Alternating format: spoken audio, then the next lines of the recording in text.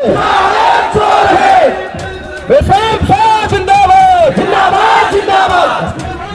सभी साथी बैठ जाइए। सभी ट्रांसपेरेंट चुनाव के लिए मैं यहाँ चुनाव आयोग को मांग करता हूँ कि बैलेट पेपर पर चुनाव करो और 10 दिन का समय मैं आपको देता हूँ। अगर आप 10 दिन में इसको निर्णय नहीं करते हो तो फिर मैं खुद अपना वीडियो बनाऊंगा कि ईवीएम मशीन फोड़ने के लिए 15 लाख बूथ पर, वैसे तो अभी बूथ बनाना शुरू कर दो। ये जो मशीन फोड़ने के लिए 50% काम तो कर ही दो, बूथ बनाना शुरू कर दो। अगर बूथ बनाने से चुनाव आयोग मान गया, अगर चुनाव आयोग मान गया, बूथ बनाने से मान गया, तो ये बूथ का उपयोग शासक वर्ग बनाने में करेंगे।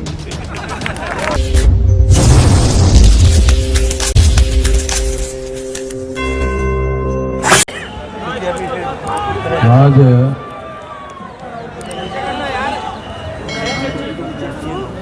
ईवीएम के विरोध में देश भर में 4 चरणों का आंदोलन हमने शुरू किया था। 4 चरणों के इस आंदोलन में आज का चरण जो है 4था चरण है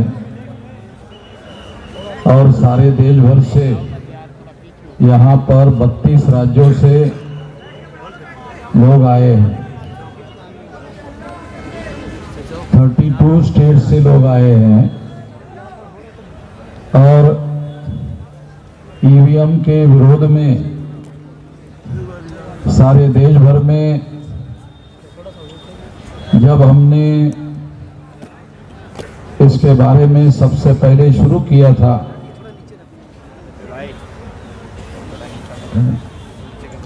जब सबसे पहले हमने शुरू किया था तो लोग इस बात को नहीं मानते थे कि ईवीएम में कोई गड़बड़ी होती है, मगर जो लोग इस बात को नहीं मानते थे कि ईवीएम में कोई गड़बड़ी नहीं होती है, कोई घोटाला नहीं होता है, अब लोग सारे देश भर के लोग ईवीएम में घोटाला होता है इस बात को मानने के लिए राजी हो गए। हम सब लोगों के लिए खुशी की बात है कि अब सारा देश जो है ईवीएम में घोटाला होता है और घोटाले से चुनाव हो रहे हैं, इस बात को अब लोग मानना शुरू कर दिए हैं। 2019 के चुनाव में चुनाव आयोग ने ये कहा था कि ये जो डाटा है, ईवीएम मशीन का डाटा है, पेपर ट्रेल का डाटा है, इसे साल भर सुरक्षित रखा जाएगा। मगर चुनाव आयोग ने 4 महीने में ही इसे नष्ट कर दिया। 4 महीने में नष्ट क्यों कर दिया? क्योंकि चुनाव आयोग को मालूम था कि ईवीएम में जो घोटाला किया गया है उसका दस्तावेजी प्रमाण, ये पेपर ट्रेल मशीन का जो कागजी एविडेंस है उसमें डॉक्यूमेंट्री एविडेंस है कि ईवीएम में घोटाला किया गया है। इसलिए चुनाव आयोग को ये चीज मालूम होने की वजह से इसे चुनाव आयोग ने साल भर सुरक्षित रखने के बजाय 4 महीने में ही नष्ट कर दिया। साथियों, मैं थोड़ा आप लोगों को बातें समझ में आ जाए, क्योंकि जो बात मैं समझता हूं वो बात आपको भी समझ में आ जाए कि ईवीएम मशीन को किस बैकग्राउंड के तहत लाया गया, तो आपको ये बात समझ में आ जाएगी। इस देश में बैलेट पेपर पर चुनाव हो रहा था और जब बैलेट पेपर पर चुनाव होता था तो 84 में काशीराम जी ने ये नारा लगाया, वोट हमारा राज तुम्हारा, नहीं चलेगा नहीं चलेगा नहीं चलेगा। ये काशीराम जी ने नारा लगाया था। तब भारत का जो शासक वर्ग था उनको ये लगा कि जो लोग शासक चुनने का काम करते थे और दूसरे ही लोगों को शासक चुनते थे, अब कहने लगे वोट हमारा राज तुम्हारा, नहीं चलेगा नहीं चलेगा। तो अब ये लोग अपना शासन बनाना चाहते हैं, अपना शासक बनाना चाहते हैं, शासन बनाना चाहते हैं, अपना राज बनाना चाहते हैं। आप लोगों को याद है या नहीं है मालूम नहीं कि 84 को 14 अप्रैल 84 को काशीराम जी ने बहुजन समाज पार्टी बनाई और 81 में 6 दिसंबर 81 को उन्होंने एक संगठन बनाया था DS4।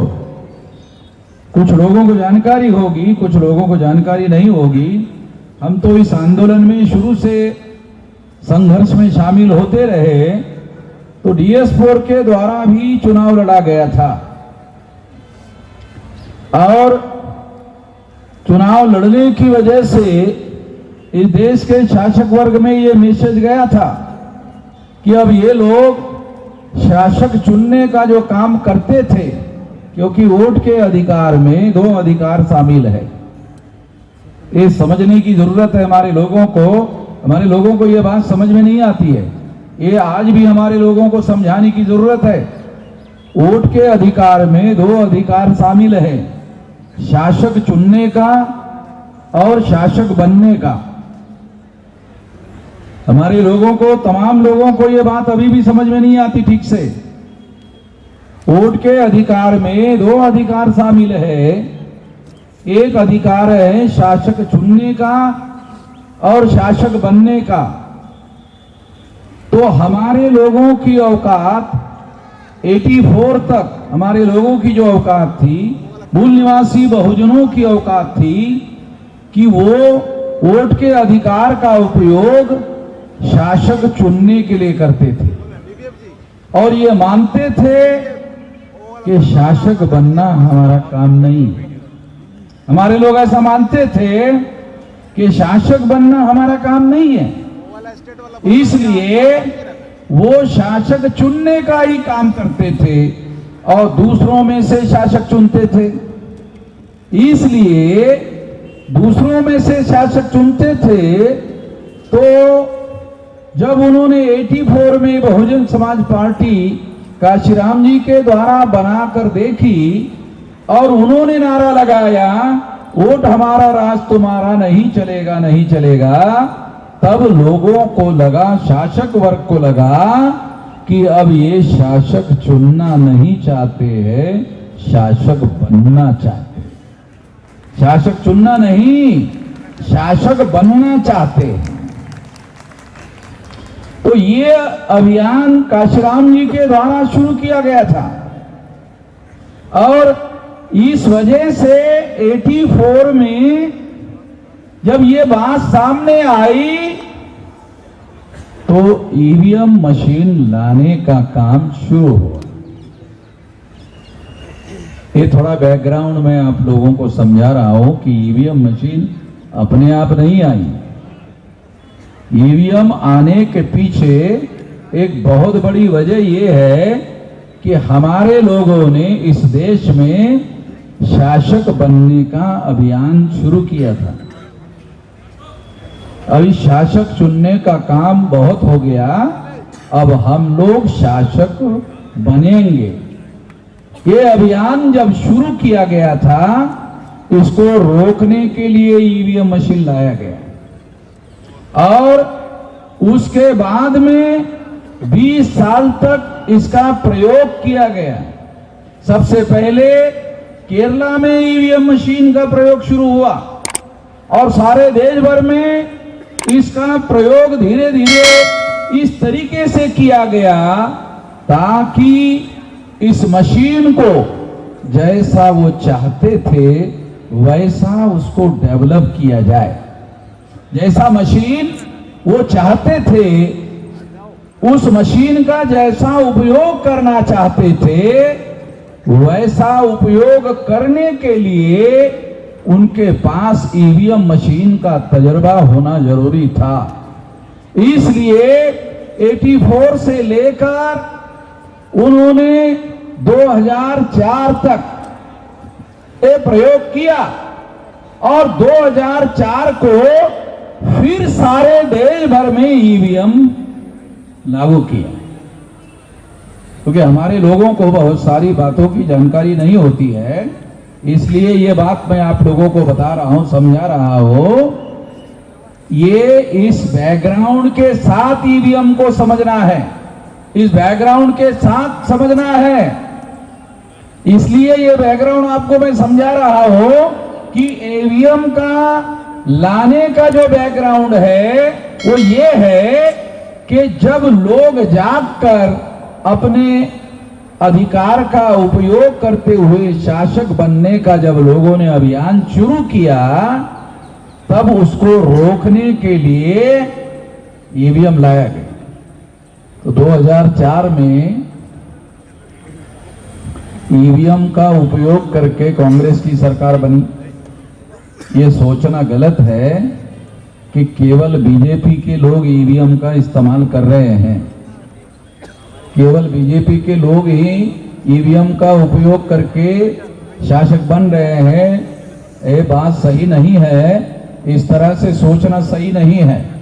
2004 में कांग्रेस ने ईवीएम का इस्तेमाल करते हुए सरकार बनाई, 2009 में कांग्रेस ने सरकार बनाई और जब इसके सबूत डॉक्टर सुब्रमण्यम स्वामी इन्होंने इकट्ठा किए, इसके सारे सबूत इकट्ठा किए गए डॉक्टर सुब्रमण्यम स्वामी के द्वारा और ये सारे सबूत इकट्ठा करने के बाद ये सुप्रीम कोर्ट को दिए गए। सुप्रीम कोर्ट को ये सारे सबूत दिए गए। लाल कृष्ण आडवाणी को कांग्रेस ने ये प्रस्ताव दिया था। क्या प्रस्ताव दिया था कि हमने 2 बार घोटाला करके सरकार बनाई है, तुम भी 2 बार कर दो और हमारी छोटी सी शर्त है, चुप हो जाओ। आडवाणी की विचारधारा से हम सहमत नहीं है, मगर ईमानदारी इंडिविजुअल कैरेक्टर होता है। जो ईमान होता है ना, ईमान ये इंडिविजुअल कैरेक्टर होता है। तो आडवाणी जो है वो ईमानदार आदमी था। वो जो कचरे के ढेर में पड़ा हुआ है ना अभी, वो उसके ईमानदारी की वजह से पड़ा हुआ है। आडवाणी जो है वो ईमानदार आदमी था और उसके ईमानदार होने की एक वजह ये थी कि वो ब्राह्मण नहीं था। हाँ, ये भी एक बड़ी वजह है। हाँ, लाल कृष्ण आडवाणी जो है ये ब्राह्मण नहीं है। तो ये ईमानदार आदमी था तो उसने इस बात को नहीं माना और ये मामला सुप्रीम कोर्ट लेके गए। अगर आडवाणी नहीं चाहते तो ये मामला सुप्रीम कोर्ट में नहीं जाता, सुप्रीम कोर्ट में लेके गए और सुप्रीम कोर्ट में लेकर जाने के बाद 8 अक्टूबर 2013 को सुप्रीम कोर्ट ने फैसला दिया। फैसला है, जजमेंट है, कि काल्पनिक बातें नहीं बोल रहा हूं। ये सुप्रीम कोर्ट ने ये जजमेंट दिया। ये क्या जजमेंट है कि ईवीएम मशीन के द्वारा फ्री, फेयर एंड ट्रांसपेरेंट चुनाव नहीं हो सकता। ये सुप्रीम कोर्ट कह रहा है, ये कोई पार्टी नहीं कह रही। नहीं तो बीजेपी वाले कहे थे अरे वो चुनाव हार गया इसलिए ऐसा कहना। तो सुप्रीम कोर्ट पार्टी थोड़ी है। सुप्रीम कोर्ट ने तमाम लोगों की बातों को सुना, सरकार का भी सुना, चुनाव आयोग का भी सुना, विरोधी पार्टी का भी सुना। सबका सुनने के बाद निर्णय दिया कि ईवीएम मशीन के द्वारा फ्री, फेयर एंड ट्रांसपेरेंट चुनाव नहीं हो सकता। ये सुप्रीम कोर्ट ने निर्णय दिया और ये सुप्रीम कोर्ट ने निर्णय देने के बाद में ये जजमेंट में सुप्रीम कोर्ट ने और ये कहा कि चूंकि केवल ईवीएम मशीन के द्वारा फ्री, फेयर एंड ट्रांसपेरेंट चुनाव नहीं हो सकता। फ्री का मतलब मुक्त चुनाव नहीं हो सकता, फेयर का मतलब निष्पक्ष चुनाव नहीं हो सकता, ट्रांसपेरेंट का मतलब पारदर्शी चुनाव नहीं हो सकता। क्योंकि पहले जो ईवीएम मशीन थी उसमें वोटर वोट डालने के बाद उसका वोट किसके नाम पर जमा हुआ आंखों से दिखता नहीं था, आंखों से दिखता नहीं था। तो ये मशीन पारदर्शी भी नहीं थी। तो इस तरह से सुप्रीम कोर्ट ने अपने जजमेंट में लिखा हुआ है। और फिर जजमेंट में दूसरी बात लिखी कि फ्री, फेयर एंड ट्रांसपेरेंट चुनाव के लिए पेपर ट्रेल मशीन लगाना होगा। तो पेपर ट्रेल मशीन लगाई गई। तो पेपर ट्रेल मशीन लगाने से क्या हुआ? पेपर ट्रेल मशीन लगाने से केवल ये दिखाई देता था कि आपने जिस पर बटन दबाया उसी पर स्टैंप लगा, आंखों से केवल दिखाई देता था, केवल आंखों से दिखाई देता था।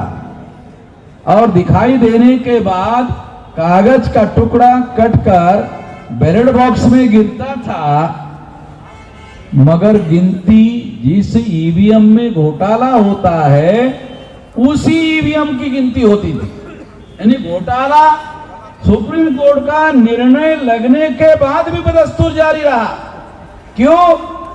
क्योंकि कागज का टुकड़ा गिरकर जो बैलेट बॉक्स में गिरता था उस कागज के टुकड़े की गिनती नहीं होती थी।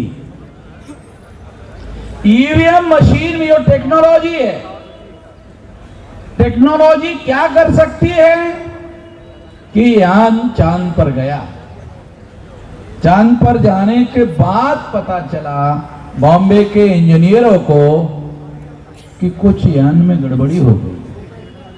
तो बॉम्बे के इंजीनियरों ने कहा चलो दुरुस्त कर लेते। यानी यान उधर है, चांद पर है, और इधर बैठे बैठे ही दुरुस्त करते थे इसरो में। यहां पर ईवीएम है और यहां पर वो आदमी है, वो यहां नहीं कर सकता, वे चांद पर कर सकता है? चांद पर सुधार कर सकता है, इसका मतलब रिमोट कंट्रोल टेक्निक है।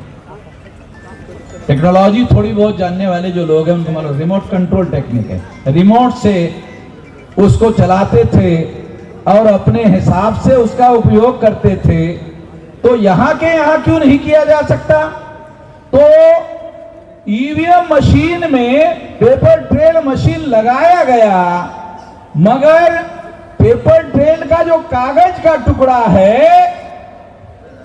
उसमें तो स्टैंप लगा हुआ है, उसकी तो गिनती नहीं होती थी। गिनती जिस ईवीएम में घोटाला होता था उसी की गिनती होती थी। तो ये अभी भी जारी है, ये अभी भी जारी है। भ्रम क्या हुआ? अरे पेपर ट्रेल तो लग गए ना, आप बोल रहे थे ना, लगा दिया। जैसे बहुत सारी महिलाएं कार्यक्रम में जाने के पहले झुमका लगा देती है और घर में जाने के बाद वापस फिर उतार कर रख देती है, उसी तरह से चुनाव आयोग ने वो मशीन लगा दिया, हो गया, फिर उसको उतार के रख दिया। यानी उसका कोई उपयोग नहीं करते थे। ऐसे ही एग्जाम्पल के लिए दे रहा हूं, महिलाएं अपने मन में किंतु परंतु ना रखें। मैं एग्जाम्पल आप लोगों को समझने के लिए बता रहा हूं, एग्जाम्पल देने के लिए बता रहा हूं ताकि बात हमारे लोगों के समझ में आ जाए। साथियों, ये जो ईवीएम मशीन है, ये ईवीएम मशीन हम लोगों को समझना बहुत ज्यादा जरूरी है, क्योंकि ईवीएम मशीन ने आपका शासक चुनने का जो अधिकार है, शासक बनने का जो अधिकार है, वो वोट में शामिल है। आप जिसको चुनना चाहते हैं, तो आप अगर अपने आप को चुनना चाहते हैं, वो अधिकार इसकी बदौलत खत्म हो जाता है, इसकी वजह से खत्म हो जाता है। अगर आपका वोट का अधिकार खत्म हो गया तो क्या होगा? तो ये भ्रम खत्म हो जाएगा। कौन सा? वोटर सरकार चुनते हैं। सबसे अहम बात समझना जरूरी है। क्या है? वोटर सरकार चुनते हैं। वोटर सरकार चुनते थे। ईवीएम आने के बाद ईवीएम सरकार चुनती है, वोटर सरकार नहीं चुनते हैं। ये वोट की सरकार बनना बंद हो गया ईवीएम की वजह से। और इस वजह से क्या होगा? बारी बारी से राज होगा। कांग्रेस जाएगी तो बीजेपी आएगी, बीजेपी जाएगी तो कांग्रेस आएगी, ऐसे होगा। इससे इस देश में लोकतंत्र की जो सरकार है, वोटों के समर्थन की सरकार, जो जनता भारत की चाहती है, जिसको सरकार बनाना चाहती है, वो सरकार नहीं बनेगी। इस वजह से साथियों, मैं आप लोगों को ये बात समझा रहा हूं, क्योंकि आखिर ये बात हम लोगों को समझना होगा। चुनाव आयोग के लिए हम लोगों ने एक लंबा पर्चा निकाला, सारे बहुत तमाम सवाल है। चुनाव आयोग ने किसी सवाल का कोई जवाब नहीं दिया। चुनाव आयोग कौन है भाई? भारत के संविधान निर्माताओं ने चुनाव आयोग को अधिकार दिया। किस काम के लिए अधिकार दिया? फ्री, फेयर और ट्रांसपेरेंट चुनाव संपन्न कराने के लिए अधिकार दिए। मालिक नहीं बनाया वोटर लोगों का। उन्होंने, संविधान निर्माताओं ने अधिकार दिया चुनाव आयोग को। आपको काम कितना है? फ्री, फेयर एंड ट्रांसपेरेंट चुनाव करवाना चाहिए। चुनाव कमीशन अपने ही लेवल पर निर्णय कर रहा है। सारे देश के लोग जब ईवीएम नहीं चाहते हैं, सारे देश के लोग जब ईवीएम नहीं चाहते हैं, लोग नहीं चाहते हैं, तो आप जबरदस्ती क्यों कर रहे हो भाई? आपके पास तो ऐसा कोई पावर नहीं है। और अभी सुप्रीम कोर्ट के लॉयर ने कहा कि ऐसा कोई कानून में तब्दीली करने की भी जरूरत नहीं है। वो चुनाव आयोग चाहे तो वोटों से चुनाव करवा सकता है, चुनाव आयोग चाहे तो ईवीएम से वोटों कर सकता है। आज के तारीख में भी चुनाव आयोग कई जगह ईवीएम से चुनाव करवा रहा है, और आज के ही तारीख में वोटर से भी चुनाव करवा रहा है। कई जगह, एक ही साथ कई जगह ऐसे करा रहा है। तो इसका मतलब है, वोट डालने के आधार पर चुनाव करने का काम बंद नहीं हुआ है। ये कानून खत्म नहीं हुआ है, ये कानून अभी भी बरकरार है। चुनाव आयोग जबरदस्ती क्यों करना चाहता है कि ईवीएम मशीन से ही वोट हो? चुनाव आयोग शासक वर्ग का टूल हो गया है। देश में जो शासक वर्ग है, जैसे 14 अगस्त 47 तक ब्राह्मण भारत का शासक वर्ग था। नहीं, 14 अगस्त 47 तक अंग्रेज भारत का शासक वर्ग था। रात के 12:01 हो गया तो भारत का शासक वर्ग ब्राह्मण हो गया। भारत का शासक वर्ग ब्राह्मण हो गया। और जो भारत का शासक वर्ग, जो जिनकी संख्या 3.5% है, सारे देश भर के लोगों को, हर 18 साल के व्यक्ति को वोट का अधिकार बहाल हुआ। उसके द्वारा चुनकर आने वाली सरकार के द्वारा ब्राह्मण भारत का शासक वर्ग बना नहीं रह सकता। अगर फ्री, फेयर एंड ट्रांसपेरेंट चुनाव हो जाए अगर हमारे लोग अगर इतने ही समझदार होते कि केवल चुनने का काम करना है, मगर काशीराम जी ने ये सिद्ध कर दिया कि नहीं, बन भी सकते हैं, हम शासक वर्ग बन भी सकते हैं। ऐसा हमारे लोगों का जो सोच है कि नहीं बन सकते हैं, उन्होंने मुख्यमंत्री बनवा कर दिखाया और शासन चलाकर दिखाया और 4-4 बार मुख्यमंत्री बनवा कर दिखाया और चलाकर दिखाया। जो लोग ऐसा सोचते थे कि हम नहीं बन सकते, बन गए और सरकार चलाकर भी दिखाई। इसका मतलब ये है कि हम शासक बन सकते हैं और चला भी सकते हैं। ये आत्मविश्वास हमारे लोगों के अंदर में पैदा हो गया। बामसेब के द्वारा सारे देश भर में हम लोगों ने ऐसा जागरण, महाजागरण सारे देश भर में चलाया हुआ है और लोग इस काम के लिए अब तैयार हो रहे हैं। तो सबसे पहले तो आप लोगों को सबसे अहम बात क्या करना है, यहां जो मैं मैसेज आपको देना चाहता हूं कि आखिर करना क्या है, ये बहुत इंपॉर्टेंट बात है। साथियों, आने वाले समय में अभी 24 चल रहा है, हमने 2030 तक का 7 साल 8 साल का समय निर्धारित किया। ये 8 साल में आपको करना क्या है, तो 8 साल में आपको 6 लाख गांव का संगठन बनाना है। अगर आप 6 लाख गांव में जाते हो, जैसे दिल्ली में आए 2000 किलोमीटर से आए, 1500 किलोमीटर से आए, अपने जिले में 200 किलोमीटर जाओ, अपने गांव में जाओ और अपने गांव में कमिटियां बनाओ। चुनाव आयोग चुनाव संपन्न कराने के लिए बूथ लेवल की कमिटियां बनाती है, बूथ लेवल का संगठन तैयार करती है टेम्पररी चुनाव के लिए।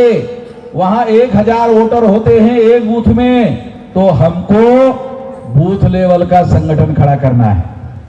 तो ऐसा संगठन अगर आप खड़ा करते हो तो 15 लाख बूथ है, तो 15 लाख यूनिट बनाने होंगे। अगर आपने 15 लाख यूनिट बना लिया सारे देश भर में, ये जो लोग हैं ना, चुनाव आयोग चलाने वाले लोग हों या देश चलाने वाले लोग हैं, जो अगर हमारी बात नहीं मानते हैं, अगर नहीं मानते हैं तो हमारे पास उपाय नहीं है, ऐसा नहीं है, उपाय है। 15 लाख जगह पर अगर आप अपनी कमेटियां बनाते हो, ये तो आपके नियंत्रण में है। चुनाव आयोग ईवीएम चालू रखना चाहता है या बंद करना चाहता है, ये तो चुनाव आयोग के नियंत्रण में है। मगर गांव-गांव में कमेटियां बनाने का नियंत्रण वो तो हमारे नियंत्रण में है। जो हमारे नियंत्रण में है वो तो काम हमको करना चाहिए। अगर हम 15 लाख जगह पर इस तरह की कमेटियां बनाते हैं और ये 15 लाख बूथ में, एक बूथ में मान लो शेड्यूल कास्ट के लोगों की जो अपर लेयर है कमेटी बनाते हैं, मोस्ट बैकवर्ड शेड्यूल कास्ट की कमेटी बनाते हैं, एक्सट्रीम बैकवर्ड शेड्यूल कास्ट की कमेटी बनाते हैं, शेड्यूल ट्राइब की कमेटी बनाते हैं, मोस्ट बैकवर्ड शेड्यूल ट्राइब की कमेटी बनाते हैं और नॉमिनी ट्राइब की कमेटी बनाते हैं, एमबीसी की कमेटी बनाते हैं, ओबीसी की कमेटी बनाते हैं, मुस्लिम, सिख, ईसाई, बुद्धिस्ट, जैन, लिंगायत 15 इंटू 14 कमेटियां, 1000 के बूथ में 14 कमेटियां अगर आप 3-3 लोगों की बनाते हो तो ये 2 करोड़ 10 लाख कमेटियां होगी सारे देश भर में। अगर 2 करोड़ 10 लाख कमेटियां होगी, अगर एक कमेटी ने 10 लोगों को मोबिलाइज किया तो 2 करोड़ इंटू 10 20 करोड़ लोगों का मोबिलाइजेशन होगा। अगर आपने 40 लोगों को मोबिलाइज किया, ने 20 लोगों को मोबिलाइज किया तो ये 40 करोड़ होगा। अगर आपने 25 लोगों को मोबिलाइज किया तो ये 50 करोड़ मोबिलाइज हो जाएंगे लोग। अगर सारे लोग 2030 में 50 करोड़ लोग अगर मैदान में उतर गए, 50 करोड़ लोग अगर उतर गए तो फिर कोई चाकू, छुरी, बंदूक, गोली, बम गोला, बम कुछ जरूरत नहीं है। हमारे लोग बोलते हैं तलवार उठाएंगे, वो करेंगे, कुछ करने की जरूरत नहीं है। मैं इसके समर्थन में नहीं हूं। हमारे लोग ही इतने हैं, अरे अगर सड़क पर उतर गए, अगर उन्होंने पेशाब कर दिया तो महाफ्लड आएगा। और ये जो 3.5% लोग हैं वो फ्लड में बह जाएंगे। तो हमारे लोगों को हमारे जनशक्ति की ताकत का पता नहीं है। ये हमारे लोगों की इतनी जनशक्ति है, उसको जगाने का काम करो। बम गोले, हथियार, चाकू, छुरी, बंदूक, गोली, इसका कोई मतलब नहीं है, क्योंकि वो शासक उनके पास है, पुलिस फोर्स उनके पास है, मिलिट्री उनके पास है, पैरामिलिट्री उनके पास है। तो आपको 15 दिन में अरेस्ट कर लेंगे, अंदर डाल देंगे, मामला खत्म। ये कोई उपाय नहीं है। 9 अगस्त 1942 को गांधी ने क्विट इंडिया मूवमेंट शुरू किया। गांधी ने क्विट इंडिया मूवमेंट शुरू किया था। उसके बाद अंग्रेजों ने भारत छोड़कर जाने का फैसला किया। हिस्टोरिकल बातें, पुरानी कहानी, 1000 साल पुरानी नहीं बोल रहा हूं। अरे 9 अगस्त 42 की, क्विट इंडिया मूवमेंट की,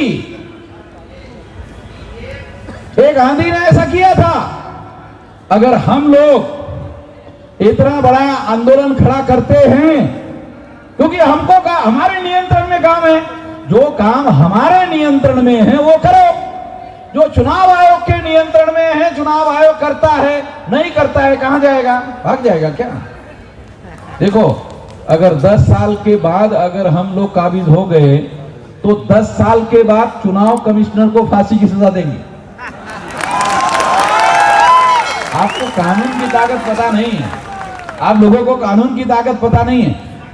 अगर वो मर गया तो ही बचेगा, क्योंकि वो उसको पकड़कर फांसी देने के लिए जिंदा ही नहीं है। मगर चुनाव कमिश्नर अगर जिंदा है और हमारा राज आ गया, देशद्रोह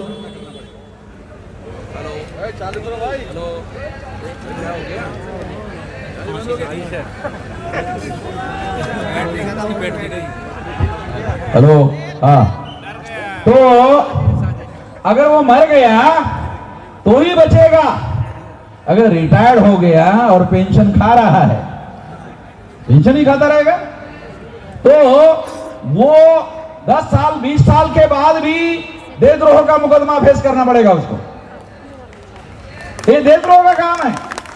ये जो कर रहे हैं, ये देशद्रोह का काम कर रहे हैं।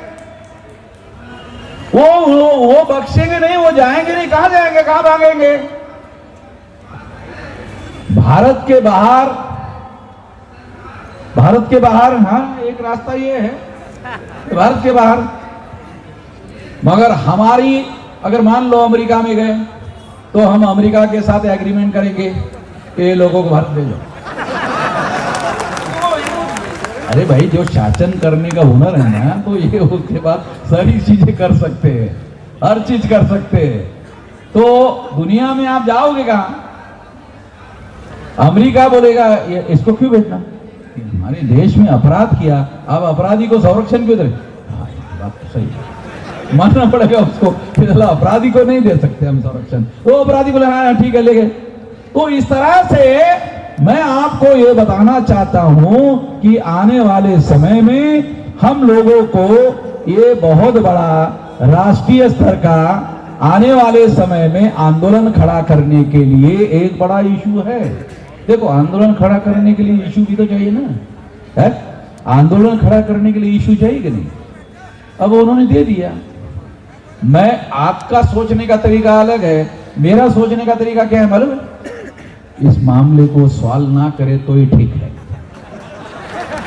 मैं थोड़ा अलग तरीके से सोचता, मेरे सोचने का तरीका अलग है। क्यों? मान लो सॉल्व कर दिया तो साला आंदोलन कैसा करेंगे? आंदोलन करेंगे तो करोड़ों लोगों को अपने समर्थन में खड़ा करेंगे, और करोड़ों लोगों का आंदोलन नहीं रहेगा, आंदोलन जन आंदोलन हो जाएगा। और अगर आंदोलन जन आंदोलन हो गया तो ये जो 3.5% लोग हैं, ये 3.5% लोगों की हम लोग मुक्त हो जाएंगे, आजाद हो जाएंगे, और हम लोग इस देश के आजाद नागरिक होंगे, और हमारा इस देश में राज भी होगा। मैं ऐसा मानकर चलता हूं कि ये कहानी अब 7-8 साल की है, ज्यादा लंबी नहीं। ये जो हमारा राज और हमारी मुक्ति की जो बात मैं आपको बता रहा हूं, क्योंकि मैं आंख लगा कर देखता हूं, आप लोगों को आंख खुली रख के भी दिखता नहीं है।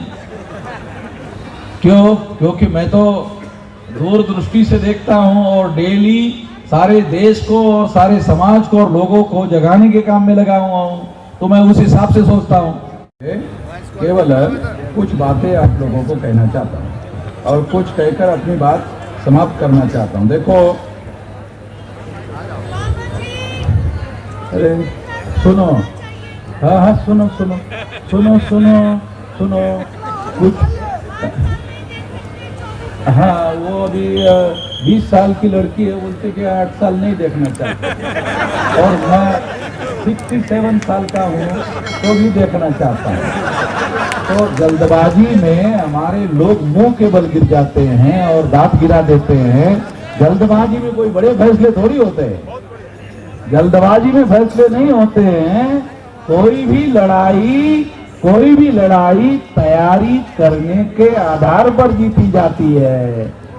मैंने 18 साल कुछ महीने की मेरी उम्र थी, तब से लगा हुआ हूं, और अभी मेरी उम्र 67 साल की है। तो ये इतना बड़ा जो सारे देश भर में अब आंदोलन, जन आंदोलन की दिशा में आगे बढ़ रहा है, ये इतना लंबे देर से तैयारी करने की वजह से है। आप लोगों को लगता है 8 साल अरे बहुत लंबा है, हमारे लोगों को ऐसा लगा 8 साल बहुत लंबा है। ये जो नौजवान लोग हैं, 8 साल में तो ये लोग हुक्मरान बनने के लिए परिपक्व हो जाएंगे, तैयार हो जाएंगे। इसलिए ये तैयार हो जाएंगे तो जरूरी थोड़ी है कि वामन मेश्राम को ही हुक्मरान बनना चाहिए। आप में से भी कोई आदमी हुक्मरान बने, क्यों नहीं बनना चाहिए? इसके समाज को तैयार कर रहे हैं, इसलिए ये काम चल रहा है, ये कारवां चल रहा है। हम लोग अपने लिए नहीं लड़ रहे, हमारे कौम के लिए लड़ रहे हैं, इंडिविजुअल के लिए नहीं लड़ रहे हैं। ये बात साथियों हम लोगों को ध्यान देना बहुत ज्यादा जरूरी है। साथियों देखो, एक बात और मैं आपको बताना चाहता हूं, वो ये है कि आज से 2010 में जब ये मामला मैंने खड़ा किया था, कब कोई जानता नहीं था, बल्कि मेरे ही कार्यकर्ता मुझे ये कहते थे, काम का ये तो आदमी को यार अकलमंद मानते थे, वामन मेश्राम को तो सेंसिबल आदमी मानते थे, ये क्या गलत बात, गलत मुद्दा लेके गए।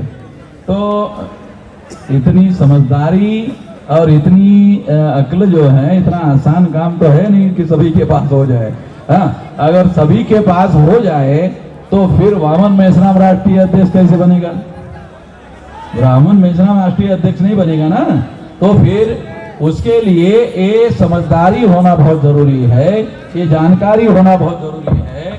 तो मैं आपको आखिरी बात कहकर अपनी बात समाप्त करना चाहता हूं साथियों, कि आज से 2010 को ये मामला जब हमने खड़ा किया, तो ये मामला खड़ा करने के बाद में ये कोई नहीं जानता था। आज ये मामला राष्ट्रीय इशू हो गया है, नेशनल इशू हो गया है। नेशनल इशू हो गया, इसका मतलब है अब ये मामला हल होने की दिशा में नेशनल एजेंडे पर आ गया है। और पवार साहब इंडिया गठबंधन के बड़े नेता हैं, वो इस बात को मान गए। इसका मतलब इंडिया गठबंधन में भी मामला अंदर पहुंच गया है। और इसलिए मैं एक बात, आखिरी बात कहकर आपको कुछ आंकड़े हैं बहुत चौंकाने वाले, आपको बताना चाहता हूं। क्या आप में से कितने लोगों को यह पता है? अरे भाई, आप मट्टी के ढेले हो जो पानी से भरभरा जाओगे। मिट्टी के ढेले हैं जो पानी गिरने से भरभरा जाओगे। मैं भी तो इधर ही हूं। अभी मिट्टी के ढेले नहीं हो, अभी क्या होगा, ज्यादा से ज्यादा क्या होगा, कपड़े गीले होंगे ना, तो शरीर में गर्मी है, ज्यादा से ज्यादा कपड़े गीले होंगे। तो आखिरी बात आपको बताना चाहता हूं, देखो 2019 के चुनाव में मोदी को वोट परसेंटेज पड़ा 37.7%। मोदी को कितना परसेंटेज वोट था? 37.7%। और इंडिया गठबंधन अभी जो बना, उनके पास कितना परसेंटेज वोट है? 62.3%। आ रहा, कुछ समझ में आ रहा है? तो मोदी को ऐसा लगता है कि वो चुनाव नहीं जीत सकता। मोदी को ऐसा लगता है, क्योंकि लड़ाई कैसे? 37.7% वर्सेस 62.3%। वो इतने वोट थे, तो पिछली बार मोदी चुनाव क्यों जीत गया और ये लोग क्यों हार गए? क्योंकि इंडिया गठबंधन वाले लोग यूनाइटेड चुनाव नहीं लड़ रहे थे। अभी वो इंडिया गठबंधन के लोग इकट्ठा होकर चुनाव लड़ रहे हैं, तो उनके पास 62.3% वोट है। तो मोदी के चुनाव जीतने की दूर दूर तक संभावना नहीं है। मोदी को यह बात समझ में आती है, मीडिया वाले ये आंकड़े बता नहीं रहे हैं, चुनाव आयोग के साइट पर जाने के आधार पर बता रहा हूं आप लोगों को। ये हमारे पास डाटा है, ये डाटा मैं आपको समझा रहा हूं कि मोदी के चुनाव जीतने की संभावना नहीं है, और इंडिया गठबंधन के पास 62.3% वोट है, मोदी के पास 37.7% वोट है।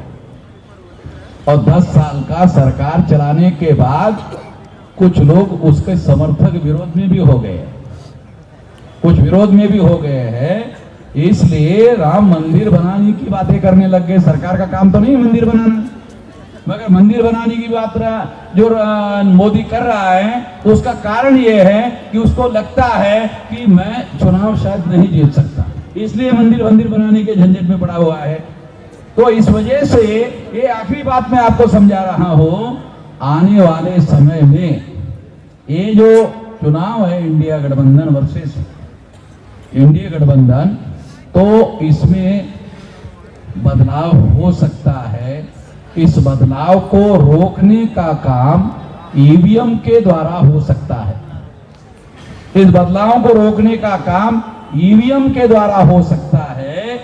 अगर चुनाव आयोग और शासक वर्ग ने ऐसा करने का काम किया, तो मैं शासक वर्ग को चेतावनी देता हूं, हिंसा होगी। अभी कुछ लोग कह रहे हैं ईवीएम, विश्राम जी ईवीएम फोड़ने का आदेश दे दो, मैं इससे सहमत नहीं हूं। ईवीएम फोड़ने के लिए मैं अभी आपको कोई आदेश देने के पक्ष में नहीं हूं। चुनाव आयोग को विचार करने के लिए 10 दिन का और समय देता हूं। 10 दिन के बाद फोड़ने का वीडियो बनाऊंगा। 10 दिन के बाद, 10 दिन तक चुनाव आयोग के अधिकारियों को सोचने के लिए समय दे रहा हूं। कुछ लोगों ने मुझे कहा, क्योंकि ये सारी बातें आपको समझ में आ जाए, अरे इतने जल्दी आप वोट देने का मामला, बैलेट पेपर का मामला करोगे, तो इतनी जल्दी बैलेट कैसे छपेंगे? तो उनको, हमारे लोगों को जानकारी तो होती नहीं है। अरे कैंडिडेट का आखिरी नाम डिक्लेयर होने के बाद छपाई का ऑर्डर होता है भाई। अरे गधे लोग, अरे हमारे लोग जो है ना गधे लोग, अरे इनको समझ ही है नहीं ज्यादा। आखिरी कैंडिडेट का नाम जब डिक्लेयर होता है, उसके बाद छपाई का ऑर्डर होता है बैलेट पेपर में। ईवीएम मशीन में तो 6 महीने पहले बनाना पड़ता है। बैलेट पेपर में जो कैंडिडेट, कौन आदमी चुनाव लड़ने वाला है, कोई पता तो है नहीं चुनाव आयोग को, और हर चुनाव क्षेत्र में अलग अलग बैलेट पेपर छपते हैं, क्योंकि हर चुनाव क्षेत्र में अलग अलग कैंडिडेट होते हैं, और कहीं कहीं जो है 50 होते हैं, 60 हो जाते हैं, उसी हिसाब से छपते हैं। तो आप लोगों को ये समझना होगा कि बैलेट पेपर पर चुनाव करने के लिए आसान काम है, ज्यादा काम, मुश्किल काम नहीं है। ये काम होना चाहिए। फ्री फेयर एंड ट्रांसपेरेंट चुनाव के लिए मैं यहाँ चुनाव आयोग को मांग करता हूँ कि बैलेट पेपर पर चुनाव करो और 10 दिन का समय मैं आपको देता हूँ। अगर आप 10 दिन में इसको निर्णय नहीं करते हो तो फिर मैं खुद अपना वीडियो बनाऊंगा कि ईवीएम मशीन फोड़ने के लिए 15 लाख बूथ पर, वैसे तो अभी बूथ बनाना शुरू कर दो। ये जो मशीन फोड़ने के लिए 50% काम तो कर ही दो, बूथ बनाना शुरू कर दो। अगर बूथ बनाने से चुनाव आयोग मान गया, अगर चुनाव आयोग मान गया, बूथ बनाने से मान गया, तो ये बूथ का उपयोग शासक वर्ग बनाने में करेंगे। तो ऐसे काम लेना पड़ेगा। अगर मान लो बूथ वाइज संगठन बन गया तो इसका उपयोग शासक वर्ग बनाने के लिए करेंगे, और नहीं तो तोड़ने के लिए करेंगे। तो इसलिए आने वाले समय में मैं ये आखिरी बात कहना चाहता हूं, आप शांति से सुनो, और ऐसा कहकर मैं अपनी बात समाप्त करना चाहता हूं। आप यहाँ बहुत भारी संख्या में 32 राज्यों से लोग आए हुए हैं और सारे देश भर से आए हुए लोग हैं। ये आपको लड़ाई जीतना है तो 6 लाख गांवों में और बूथ लेवल का 15 लाख लोगों का संगठन आप खड़ा कर दो। जो चाहते वो हो जाए। 15 लाख बूथ का अगर आपने संगठन बना लिया तो आप इस देश में जो चाहते वो हो जाएगा। जो सफलता चाहते हो, जो भी हासिल करना चाहते हो, वो सारा का सारा हो जाएगा। ये करो। इसलिए मैं अपनी बात यहीं पर समाप्त करके आप लोगों का धन्यवाद ज्ञापन करते हुए अपनी बात यहीं पर समाप्त करता हूं, और साथियों को निवेदन करता हूं कि वो धन्यवाद ज्ञापन करते हुए आप लोगों का समाप्ति की घोषणा करें।